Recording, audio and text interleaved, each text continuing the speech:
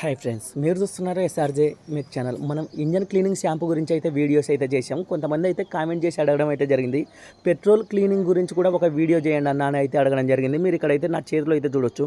ఇది petrol system cleaner. మనం మోతుల్ oil తీసుకున్నామంటే వాటితో పాటు మనం ఇంజన్ క్లీనింగ్ అలాగే పెట్రోల్ సిస్టమ్ క్లీనర్ రెండు అయితే ఇస్తాడు. ఇది పెట్రోల్ క్లీనర్ ఎలా యూజ్ చేయాలంటే ఇది మనం పెట్రోల్ ట్యాంకులో అయితే వేసేయాలి. అలా వేయాలంటే ముందుగా మన పెట్రోల్ ట్యాంకులో వచ్చేసి ఒక 6 లీటర్లు 7 లీటర్లు పెట్రోల్ అయితే ఉండాలి. మన బైక్లో అయితే ఆల్రెడీ ఒక 7 లీటర్ల పెట్రోల్ అయితే ఉంది. మనం భారత్ పెట్రోల్ మాత్రమే యూజ్ చేసేది. నేను బైక్ తెచ్చినప్పటి నుంచి ఓన్లీ భారత్ పెట్రోల్ మాత్రమే యూజ్ చేస్తున్నాం. మా ఊరు నుంచి ఒక 8 కిలోమీటర్లు వెళ్ళి అయితే వేయించుకోవాలి.